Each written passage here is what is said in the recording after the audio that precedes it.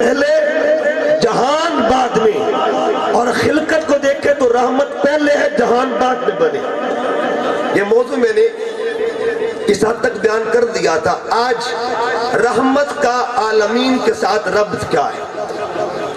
آقا صلی اللہ علیہ وسلم کسی جہان میں ہو، کسی بھی جہان میں ہو، ہر جہان میرے نبی کا ہے، ہر جہان میرے عالم ارواح بھی میرے مصطفیٰ کا ہے، عالم ارحام بھی میرے مصطفیٰ کا ہے، عالم اشام بھی میرے مصطفیٰ کا ہے، عالم برزخ بھی میرے مصطفیٰ کا ہے، عالم حشر بھی میرے مصطفیٰ کا ہے۔ جو جہان دیکھیں گے ہر جہان میں میرے محمد کا ذکر گونجتا ہے۔ بس فرق یہ ہے آقا صلی اللہ علیہ وسلم کی بصر ایک جہان میں ہوتی ہے، ایک وقت میں بصر ایک جہان میں ہوتی ہے اور نظر ہر جہان پہ ہوا کرتی ہے۔ حضور کا جو سٹے ہوتا سٹے ایک جہان میں ہوتا ہے اور وزٹ ہر جہان میں ہو کرتا ہے۔ جہاں مرضی چاہے حضور آ بھی سکتے ہیں، جا بھی سکتے ہیں، اس لیے کہ ربط ہے تمام جہانوں سے، رابطہ ہے تمام جہانوں سے۔ جس کا ایک وقت میں تمام جہانوں سے رابطہ ہو اسے محمد عربی کہا جاتا ہے۔ جس کا ایک وقت پہ تمام جہانوں پہ نظر ہو اسے محمد عربی کہا جاتا ہے۔ جن کا ایک وقت میں تمام جہانوں پر فیض ہو اسے محمد عربی کہا جاتا ہے۔ جس کا ایک وقت میں تمام جہانوں پر رحمت ہو اسے محمد عربی کہا جاتا ہے۔ اب ایک جہان تو دوسرے جہان سے ربط، اس میں مثالیں اور بڑے غور سے سننا۔ ایک جہان میں بندہ رہتا ہو تو دوسرے جہان سے ربط اس کا کیسے ہو سکتا ہے؟ قرآن پاک کا 17واں پارہ 17 سورہ حج آیت نمبر 29۔ اللہ کے پیارے ابراہیم علیہ السلام خلیل اللہ، آپ نے رب کا گھر تعمیر کیا، کعبہ بنا لیا۔ جب کعبہ تعمیر ہوا اب اللہ فرماتا ہے وَأَذِّن فِي النَّاسِ بِالْحَجِّ، اے میرے خلیل لوگوں کو حج کے لیے بلاؤ، حج کی دعوت دو۔ ابراہیم علیہ السلام اس وقت کہاں کھڑے تھے؟ کعبہ کے اندر، صحن کعبہ میں، اور کعبہ جو ہے یہ عالم اجسام میں۔ ابراہیم علیہ السلام اجسام کی دنیا میں، جسموں کی دنیا میں، آپ نے آواز کس کو دی ہے؟ پکارا کس کو؟ حکم ملا اے ابراہیم لوگوں کو حج کے لیے بلاؤ۔ یا اللہ میرے علاوہ اور میرے پتر کے علاوہ تیسرا بندہ کوئی نہیں ہے، کس کو دعوت دوں؟ رب نے فرمایا کعبے میں کھڑے ہو کے بلانا تیرا کام ہے اور روحوں تک آواز پہنچانا میرا کام ہے۔ ایک جہان کا فرد دوسرے جہان سے رابطہ کر رہا ہے، ایک جہان کا فرد دوسرے جہان کو پکار رہا ہے، ایک جہان کا فرد دوسرے جہان میں آواز پہنچا رہا ہے، ایک جہان کا فرد دوسرے جہان کی سن رہا ہے۔ اور حضور کی حدیث سنیے، میرے آقا فرماتے ہیں اس آواز پر جس روح نے لبیک کہہ دیا تھا، اس آواز پر جس روح نے لبیک کہہ دیا تھا اس میں کے مقدر میں رب نے حج لکھا ہوا ہے۔ کہا آپ میں کوئی حاجی بیٹھا ہو اس کو ماننا پڑے گا کہ میں نے بھی صدائے خلیل پر لبیک کہا تھا۔ اب حاجی صاحب سے پوچھو آپ کہاں تھے؟ ابراہیم کہاں تھے؟ ابراہیم زمین پر، آپ روح کی دنیا میں۔ اگر آپ اتنی دور سے اللہ کے خلیل کی آواز سن سکتے ہیں تو لوگوں سنیے، اگر کوئی رحمت کالونی میں بیٹھ کر میرے نبی پر درود پڑھ سکتا ہے تو حضور درود کیسے سکتا ہے؟ ایک جہان سے دوسرے جہان کا ربط۔ اب سنیے دوسری دلیل، میرے آقا صلی اللہ علیہ وسلم معراج پر گئے۔ جب معراج پر جاتے ہیں نا تو آقا کا روٹ کیا تھا؟ آقا مکہ سے سیدھا بھی جا سکتے تھے، سیدھا بھی اللہ اٹھا سکتا تھا، مگر اللہ نے میرے محبوب کی عظمت بیان کرنی تھی کہ لوگوں سنیے، میرے اپنے حبیب کو مسجد اقصیٰ لے کے جانا ہے اور وہاں اس کو امام بنانا ہے۔ اس کے مقتدی کون ہوں گے؟ مقتدیوں کا جہان اور ہوگا، امام کا جہان اور، مقتدیوں کا جہان اور امام کا جہان اور۔ آقا تنہا کھڑے اور پر مقتدی پیچھے کہاں سے آئے تھے؟ قبروں سے آئے ہوئے تھے۔ کہاں سے آئے؟ سوائے ایک مقتدی کے جن کو عیسیٰ علیہ السلام کہا جاتا ہے، سارے قبروں سے۔ آگے آگے کون موجود ہے؟ مصطفیٰ آقا نے امامت کر کے بتا دی، کوئی کسی جہان میں رہے، کوئی کسی جہان میں رہے، ہر جہان کا قائد اگر کوئی ہے اسے محمد عربی کہا جاتا ہے، ہر جہان کا لیڈر اگر کوئی ہے اسے محمد عربی کہا جاتا ہے۔ آقا آگے، اور یہ تو حضور کی شان میں اللہ کے محبوب کی، حضور کے مقتدی کی شان بیان کرتا ہوں، مقتدی کی، اور ان کا نام ہے موسیٰ علیہ السلام۔ ایک رات ہے معراج کی، ایک رات آقا فرماتے مررت بقبر موسیٰ، میں موسیٰ علیہ السلام کے قبر کے پاس سے گزرا، وہ قائم یصلی فی قبرہ، موسیٰ علیہ السلام قبر میں نماز پڑھ رہے تھے۔ ایک جگہ دیکھا قبر میں کس کو؟ موسیٰ علیہ السلام۔ وہی موسیٰ علیہ السلام مسجد اقصی میں مقتدی بن کے کھڑے ہوئے، قبر میں بھی موسیٰ، مسجد میں بھی موسیٰ۔ اور جب حضور 50 نمازیں لے کے واپس آ رہے تھے تو وہاں کون کھڑا ہوا تھا؟ وہاں بھی موسیٰ علیہ السلام۔ ایک موسیٰ 3 جگہ، ایک پیغمبر 3 جہان، قبر کا جہان اور مسجد کا جہان اور آسمانوں کا جہان اور قبر کا جہان کو عالم برزخ کہتے ہیں، مسجد کے جہان کو عالم اجسام کہتے ہیں، اور اوپر والے جہان کو عالم ملکوت کہا جاتا ہے۔ ایک ملکوتی جہان، ایک برزخ کا جہان، ایک جسم کا جہان، اگر مقتدی ہو کر ایک رات میں 3 جہانوں میں آ بھی سکتا ہے، جا بھی سکتا ہے، آ بھی سکتا ہے، جا بھی سکتا ہے، اور کب؟ دیکھیے میرے آقا کا اور موسیٰ علیہ السلام کا جو گیپ ہے وہ 2500 سال کا ہے۔ کتنے سو سال کا؟ 2500 سال ایک بندے کو وفات پائے ہوئے ہو گئے۔ وہی اللہ کا پیغمبر مسجد میں بھی آ رہا ہے، وہی اللہ کا پیغمبر قبر میں نماز بھی پڑھ رہا ہے، وہی اللہ کا پیغمبر نمازیں بھی پوری امت کی ہیلپ کر رہے ہیں، پوری امت کی ہیلپ کی۔ 50 سے 5 کروائی موسیٰ علیہ السلام نے، اس سے بڑی ہیلپ اور کیا ہوگی؟ اس سے بڑی مدد اور کیا ہوگی؟ مطلب یہ ہوا جن کے مقتدی 2500 سال کے بعد بھی امت کی مدد کر سکتے، امت کی مدد کر سکتے، اور جن کی امت ہوئی اپنی، جن کی امت ہوئی اپنی، جن کی امت موسیٰ علیہ السلام بنی اسرائیل کے پیغمبر، اور مدد کر رہے امت محمدیہ کی، امت محمدیہ کی۔ اگر موسیٰ علیہ السلام اس امت کی مدد کر سکتے ہیں تو میرا محمد امت کی مدد کیسے نہیں کر سکتا؟ بتائیں، ایک جہان کو دوسرے جہان سے ربط۔ اب اگلی دلیل ہے، حدیث بخاری ہے، میرے کریم آقا نماز پڑھا رہے اور جب نماز سے فارغ ہوئے ایک صحابی نے عرض کیا، یا رسول اللہ صلی اللہ علیہ وسلم، میں نے آپ کو نماز میں دیکھا، میں نے آپ کو نماز میں دیکھا، آپ کبھی دستے قدس یوں کر رہے تھے، کبھی یوں فرما رہے تھے۔ اب میں اشارہ تو نہیں کر رہا گا کہیں بے ادبی نہ بن جائے۔ حضور کبھی ہاتھ آگے بڑھا رہے تھے، کبھی پیچھے بڑھا رہے تھے۔ حضور اس میں حکمت کیا تھی؟ اب یہاں فقہ کا اصول کیا ہے؟ جب بندہ نماز پڑھتا ہے قیام میں کھڑا ہو تو نظر مقام سجدہ پہ ہوتی ہے، رکوع میں ہو نظر پاؤں پہ ہوتی ہے، اور سجدے میں ہو نظر ناک پہ ہوتی ہے، اتحیات میں ہو نظر گود میں ہوتی ہے، سلام پھیرے نظر جو ہوتی ہے کندھوں پہ ہوتی ہے۔ صحابہ کہاں تک رہے تھے؟ حدیث بخاری، صحابہ کس کو تکتے تھے؟ علامہ اقبال جواب دیتے ہیں۔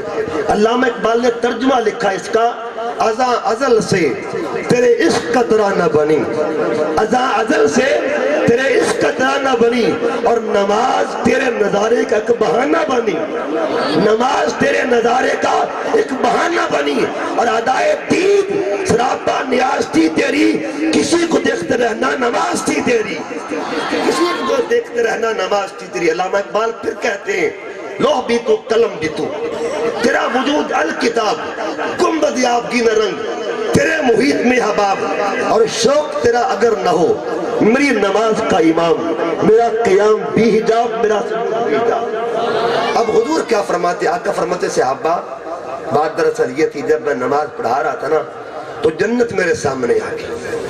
جنت کہاں گئی؟ میرے سامنے آ گئی۔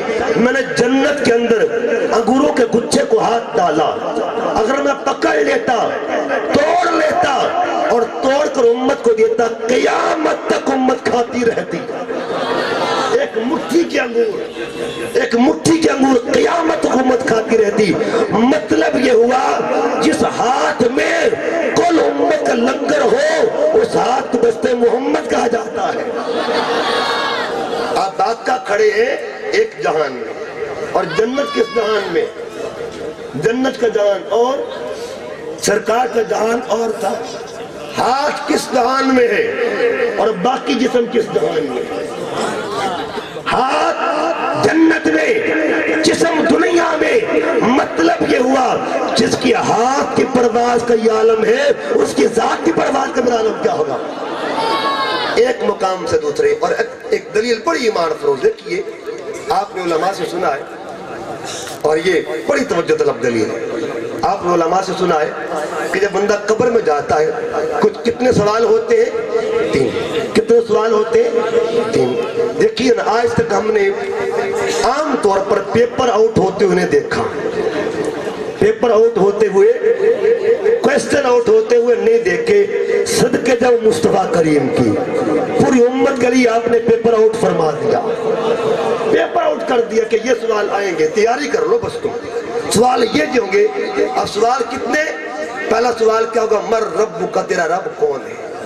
دوسرا ما دین کا، تیرا دین کیا ہے؟ اور تیسرا کیا؟ ما کنت تقول فی حق ھذا الرجل۔ رجل عربی میں کہتے ہیں مرد کو، قبر میں کامل مرد آئے گا۔ یہ نہیں کہا ما کنت تقول فی حق ھذا الروح، یہ نہیں فرمایا ما کنت تقول فی حق ھذا الرجل، بتائیے اس کے کامل کون ہے؟ اچھا، قبر میں تیسرا سوال یہ، اب بڑی ایکٹیو کو سنا یہ بات۔ میرے آقا صلی اللہ علیہ وسلم نے سب سے پہلا جو جنازہ پڑھا ہے اسلام کے اندر، جو پہلا جنازہ ہوا اسلام کے اندر، وہ کس کا ہوا؟ سب سے پہلے جنازہ مکہ کی ہسٹری کے اندر، جب تک آقا مکہ میں رہے جنازہ کسی کا نہیں ہوا، حکم ہی نہیں آیا تھا۔ سیدہ خدیجہ الکبریٰ سلام اللہ علیہ، آپ کا انتقال مکہ میں ہوا، ان کا جنازہ نہیں ہوا تھا، بس دعا کے ساتھ ان کو دفن کر دیا تھا۔ پہلی بار جو جنازہ حکم ہوا وہ کس کا جنازہ تھا؟ نام یاد رکھ لیں گے۔ آقا صلی اللہ علیہ وسلم نے جو پہلا جنازہ پڑھایا ان کا نام تھا حضرت اسعد، الف سین عین دال، اسعد بن زرارہ۔ آقا نے جنازہ پڑھایا، خود سرکار نے پڑھایا اور اپنے ہاتھوں سے دفن بھی کیا۔ دفن کر کے حضور آئے مدینہ میں، مسجد نبوی میں صحابہ کے درمیان بیٹھ جاتے ہیں۔ اب حضور دفن کر کے آئے ہیں نا، تو قبر میں فرشتے آ گئے۔ حضور کہاں تھے؟ مسجد، بڑی توجہ کے ساتھ، حضور کہاں تھے؟ مسجد۔ قبر میں کون آ گیا؟ اس کے فرشتے۔ انہوں نے پوچھا مر رب کا، تیرا رب کون ہے؟ ما دینو کا، تیرا دین کا ہے۔ اب سوال تیسرا آنے لگا ہے، حضور کہاں تھے؟ مسجد نبوی میں۔ اب فرشتے کیا پوچھنے لگے؟ ما کنتا تقول فی حق ھذا الرجل، بتا یس۔ آپ کا مسجد میں تھے تو قبر میں کون تھا؟ پھر بتائیے، قبر میں کون تھا؟ آقا مسجد میں، قبر میں کون تھا؟ قبر میں بھی مصطفیٰ، مسجد میں بھی مصطفیٰ۔ کیوں؟ وہ جہان بھی محمد کا، یہ جہان بھی محمد کا، ہر جہان میں مصطفیٰ کا ہے۔ اور بات کو ختم کرنے لگا ہوں دوستان محترم، ہر جہان میرے مصطفیٰ کا ہے۔ نعرہ تکبیر، کھڑے ہو کر استقبال کیجئے۔ نعرہ تکبیر، نعرہ رسالت، نعرہ حیدری، نعرہ غوثیہ۔ ہم آج کی اس عظیم و شان محفل میلاد مصطفیٰ میں پیر طریقت، رہبر شریعت، پہردہ آغوش ولایت پیر سید لطف اللہ شاہ صاحب کو تشریف لانے پر دل کی اتھاہ گہرائیوں سے خوش آمدید کہتے ہیں، اور ان کے ساتھ تشریف لائے پیر طریقت، رہبر شریعت جناب ممتاز حسین شاہ صاحب، اور ان کے ساتھ تشریف لائے ہمارے آج کے معزز مہمان شورکوٹ کینٹ کی بڑی معروف شخصیت، کسی تعارف کے محتاج نہیں، جناب حاجی ظفر اقبال ججی صاحب، ان کو بھی دل کی عمیق گہرائیوں سے خوش آمدید کہتے ہیں۔ ہاتھوں کو بلند کر کے نعرہ تکبیر، نعرہ رسالت، نعرہ حیدری، نعرہ غوثیہ۔ سرکار کی آمد، سرکار کی آمد، منٹھار नारा हैदरी।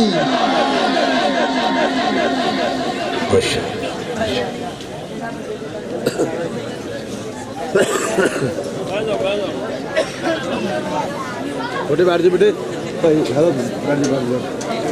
आगे मेरा तशरीफ रखिए जी तमाम अहबाब।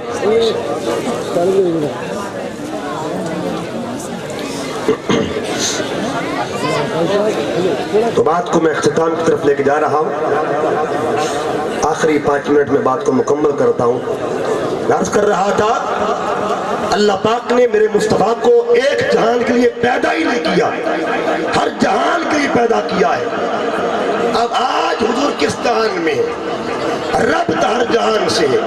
वो जिस जहान में भी राबता हर जहान से वो करता है। आका आज कहाँ पे? कब्र अनबर में। और कब्र अनबर कहाँ पे है? रियाजुल जन्नत के अंदर, रियाजुल। और ये बहुत अहम नुक्ता, बहुत अहम नुक्ता। मेरे रब का वादा है, ऐ हबीब वक्त जो जो गुजरेगा तेरी शान कम शान बढ़ेगी। शान क्या होगी? पहले से बढ़ेगी शान।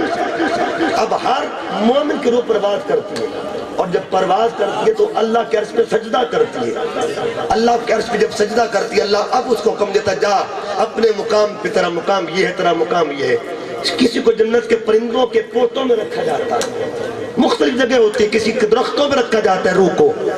और जब बात ही रूह मोहम्मद की आती है ना, रूह मोहम्मद ने सजदा किया, अल्लाह ने देखा कि इसको भेजूं कहाँ पे। अब मैं 2 मंजर पेश करूंगा। इधर है जिसमें मुस्तफा और इधर है जन्नत, दरम्यान में रूह मुस्तफा। जिस्म जन्नत निकली जिस्म से, जाए कहाँ पे? ये जाए कहाँ पे?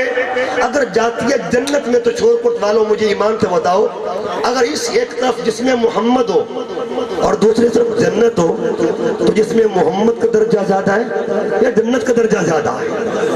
जिसमें मोहम्मद का कुल मखलूक में अगर किसी का दर्जा आला है, उसे जिसमें मोहम्मद का है। अगर अल्लाह रखे जन्नत में इसको, तो दर्जा कम होता है। वादा पूरा। अल्लाह फरमाते पहले से आला। अगर जिस्म से निकल कर जन्नत में रखता है फिर दर्जा कम। अब क्या हुआ? फरमाया नहीं, जन्नत तेरा दर्जा कम है। अर्श आ गया, मौला मुझ पे रख दे। एक तरफ जिस्म, एक तरफ अर्श, दरम्यान में रूह। देखा, अर्श पे रखो। इधर क्या था? जिसमें मोहम्मद। आप बताइए, जिसमें मोहम्मद का दर्जा ज्यादा या अर्श का? अर्श पर तो नालैन गए हैं सरकार के, अर्श पर तो हुजूर के जूते गए हैं। मतलब ये हुआ, जन्नत से भी आला हुजूर का जिसमें पाक है, अर्श से भी आला जिसमें मोहम्मद मुस्तफा है। इसलिए फरमाया, ऐ हबीब मेरी कुल मखलूक में तेरे जिस्म से आला है,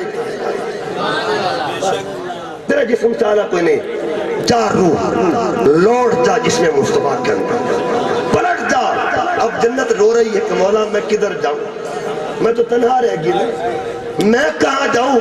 मुझे कौन पूछेगा? रब ने फरमाया तू गुलाम है और ये आका है। गुलाम चल के जाता है, जा जमीन पे चली जा, जहां मेरे यार के कदम लगे हुए ना, वहां चूम ले, लोग तुझे रियाजुल जन्नत कहने लग जाएंगे। रियाजुल जन्नत में आका मौजूद है इस वक्त। चल के आई जन्नत हुजूर के कदमों के अंदर। और जन्नत में मौत नहीं होती। किसी आलम से पूछ ले, किसी आलम से पूछ ले, जन्नत में मौत। क़यामत के दिन जन्नत के दरवाजे पर जब एंट्री होने लगेगी ना, तो मौत को ज़िबा कर दिया जाएगा, हलाल। मौत भी फना हो जाएगी, मौत भी खत्म। मौत जन्नत में नहीं जाएगी। मौत जन्नत में तो सरकार है कहाँ पे? रियाजुल जन्नत में, रियाजुल जन्नत में। तो जब जन्नत में मौत है ही नहीं है, तो फिर मुझे क्यों ना कहना पड़े, तू जिंदा है वल्लाह, तू जिंदा है वल्लाह, तू जिंदा है वल्लाह, तू जिंदा है वल्लाह। मेरी जिस्म आलम से छुप जाने वाले। आखिरी 2 मिनट में एक बात और। आज भी आका सल्लल्लाहु अलैहि वसल्लम, मैंने अर्ज किया, कब्र अनवर में राब्ता किन किन से?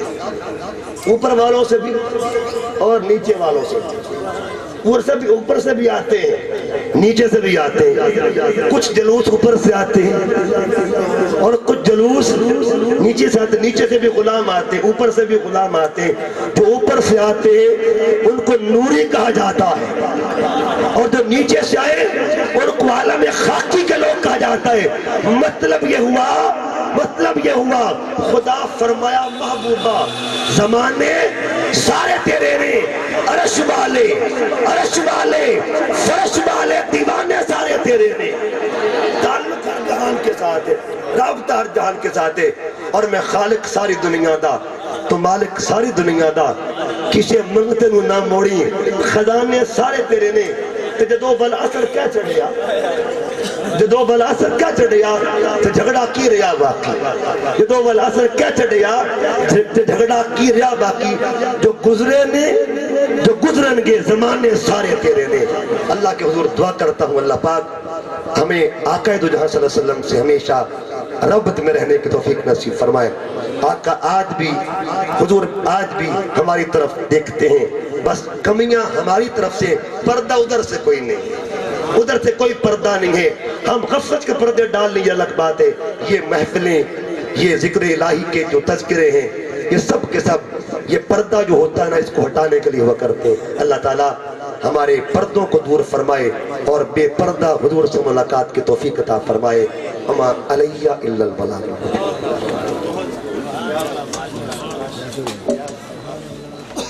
یہ تھے عظیم مذہبی سکالر، نوجوان سکالر حضرت علامہ پروفیسر سید حسن رضا شاہ صاحب اپنی ایمان افروز خطاب سے ہمارے قلوب و اذہان کو منور فرما رہے تھے۔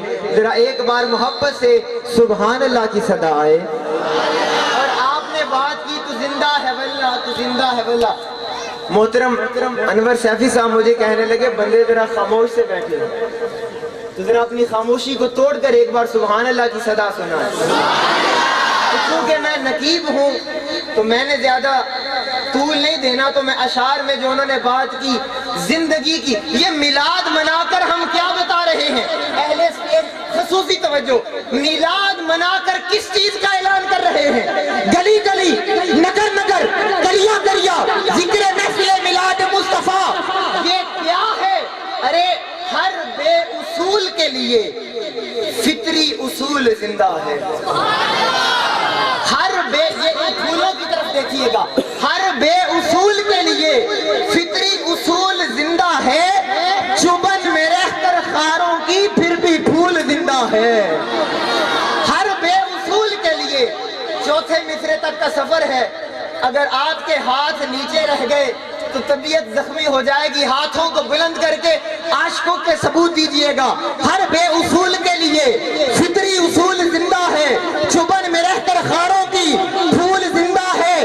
جشن میلاد منا کر بتا رہے ہیں زمانے کو، ہم ہی وہ لوگ ہیں جن کا رسول زندہ ہے، جن کا رسول زندہ ہے۔ اور اگر آقا زندہ نہ ہو، اگر حضور زندہ نہ ہو تو پھر کیا ہو؟ ہم سر میرے حضور کا آیا کوئی نہیں ہے۔ کینٹ والوں آپ سننے پہ آؤ تو میں سنانے پہ آتا ہوں۔ ہاتھوں کو بلند کر کے سبحان اللہ۔ ہم سر میرے حضور کا آیا کوئی نہیں ہے، چشم جہان آپ سا دیکھا کوئی نہیں ہے۔ اب اگلے چوتھے مصرے کے اندر عقیدہ ہے، ماشاءاللہ محبت سے استقبال کیجئے۔ نعرہ تکبیر، نعرہ ہاتھوں کو بلند کر کے نعرہ تکبیر، نعرہ رسالت، نعرہ رسالت، نعرہ حیدری۔ ہم آج کی اس عظیم و شان محفل میلاد مصطفیٰ صلی اللہ علیہ وسلم میں عظیم ثناخوان رسول، دنیا انعام کا ایک بہت بڑا نام، جناب محترم المقام افضال حسین سہروردی صاحب کو تشریف لانے پر دل کی اتھا گہرائیوں سے خوش آمدید کہتے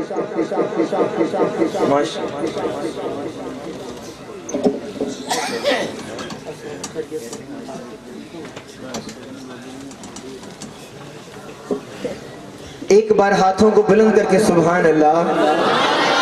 توجہ میری جانب، ہم سر میرے حضور کا آیا کوئی نہیں ہے، ہم سر میرے حضور کا آیا کوئی نہیں ہے، چشمے جہاں نے آپ سا دیکھا کوئی، جب تک میں آپ کی توجہات کا مرکز و محور نہیں بن جاتا میں چوتھا مصرع نہیں پڑھوں گا. ہم سر میرے حضور کا آیا کوئی نہیں ہے، چشمے جہاں نے آپ سا دیکھا کوئی نہیں ہے. میں نے کہا کہ اگر حضور زندہ نہ ہو تو پھر کیا ہو، پھر کیا ہو. اپنا عقیدہ چوتھے مصرے میں دینا چاہتا ہوں. ہم سر میرے حضور کا آیا کوئی نہیں ہے، چشمے جہاں نے آپ سا دیکھا کوئی نہیں ہے، زندہ نہیں ہے آپ.